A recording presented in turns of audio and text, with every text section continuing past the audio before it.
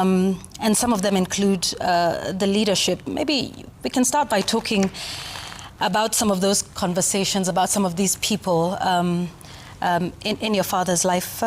Let's start by talking about Junet Mohammed. He has said he was close to your father, he was a confidant. What do you know about him and the relationship with your father based on your observations around Raila Odinga? I am not somebody who will rewrite history now. Junet was a close confidant of my father. And I think Junet will speak on Junet. And I was not party to every conversation my father had. What I'm saying is nobody was. Nobody knows what he wanted, including myself. Our only point of reference is things like this 10-point agenda. The only point of reference is his manifesto. The only point of reference is what he said in public. So his private conversations and relationships, again, like I told you earlier, I don't believe is appropriate for me to discuss about. How about Gladys Wanga, who's the chair of the party as well? Many have spoken about, you know, the direction of the party. What's your relationship with the party chair? She's the governor of Homa Bay, a position that I believe is momentous, especially in that region, electing women to higher office.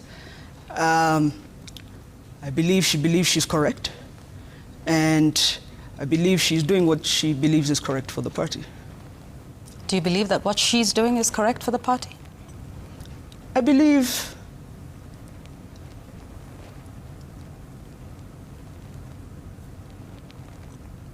she's trying her best. This is not an easy thing to do. I believe she's trying her best and maneuvering very many things, including governing the county and still traveling around the country throughout our days. And I believe she's trying her best. Is her best good enough?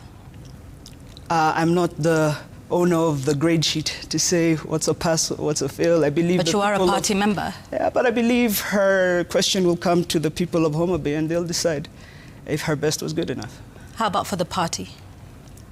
Like I said, until an NDC ratifies, she's still there in acting capacity.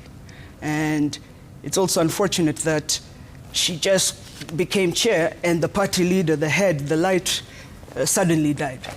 And that brought a lot of confusion. So I believe she's trying her best. All right. I want to ask about another gentleman whom we saw emerging, I think, in you know, towards the end. There's a gentleman that calls himself Oketch Salah.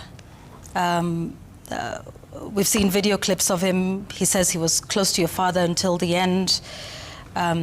He claims he funded some trips, and he has some things to say about the party, but most of all about Raila Odinga. He calls himself Raila Odinga's adopted son. Winnie, do you know Oketch Salah? I've met him. But I'd like to believe nobody really knows him. I also feel sad for him. You know, my father died, and that was a very traumatic experience for me. But at least he died with somebody he knew loved him. And I believe people need to take better care of their loved ones. And mental health is a really important thing. When you live here and you go on Thika Road, there are two options. You either turn right as you're going to Mathare, or you turn left and you're going to DCI. Because a flat-out lie that you were there at the time of my father's death and you were not, talking things that did not occur, is quite dangerous. It makes me question a lot of things. What would be those intentions? So I believe they're just two places that should be rushed with immediate effect, one or the other. I'd like us to talk about family and politics, because that's sort of the direction we're heading into. And about your mother, Canon Ida Odinga. She's also a political figure. I mean, politically, she wields quite a bit of influence. some say that when you speak, that a lot of that is her will, is her words, is her influence on you. To what extent has that shaped who you are today? We talked about your father. How about your mother? I believe my mother has also shaped me in equal measure. She's a strong woman who has done everything in her own right, on her own merit. And she's somebody I've always admired. And so looking up to her to advise is a normal thing. We have a normal mother-daughter relationship. But certainly even she cannot control everything that I do. Mm-hmm. Any comments to her recent nomination to Kenya's permanent representative and ambassador to UNEP? No, I'm extremely proud of her. Well, the whole family is proud of her. Like I said, she deserves it. She stood on her own for the past 40 years. In fact, before this, the last thing any government or president ever gave her was retiring her as a teacher 40 years ago. But she stood firm, loyal, strong, has fought for the rights of women. She's a geography teacher, has fought for different aspects of this society.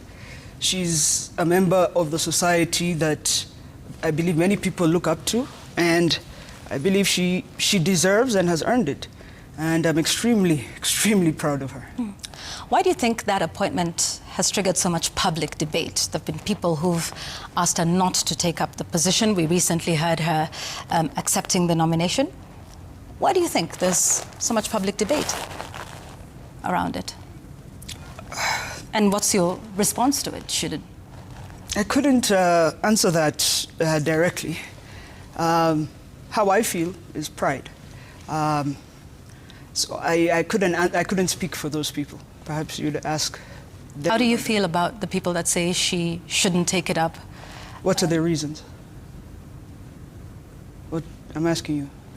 No, some of them say she shouldn't, and this is tokenism, and doing this just because Raila Odinga and President William Ruto were in some sort of working relationship, and that she doesn't deserve this.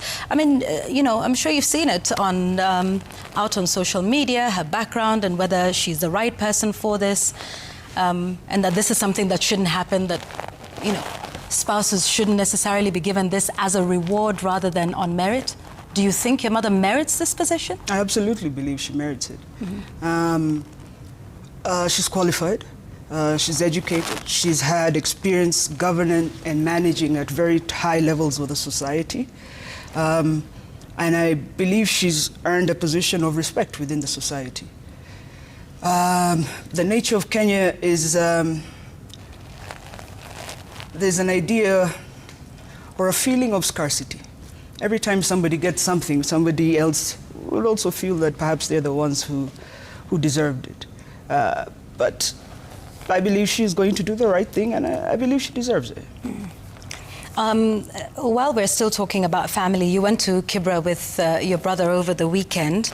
How do you relate with him at a family and, also I don't know if there's any political level. I mean, you have to understand you are a political family, and the Odinga name has dominated Kenya's politics scene for decades since independence with your grandfather. But so talk to us about you and your brother and why you went to Kibra over the weekend.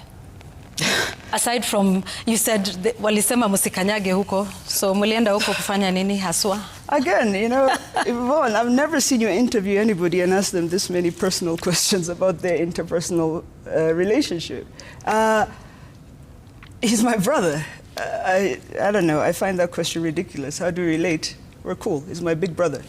Kibra is a place we've been going for over 40 years.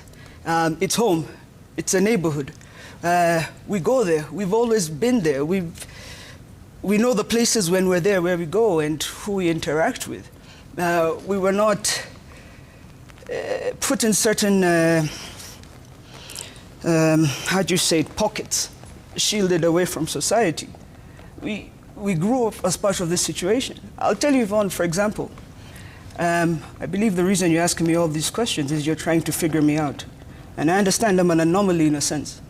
A person who's grown up in a certain background, and those that have the experience I have seek different futures.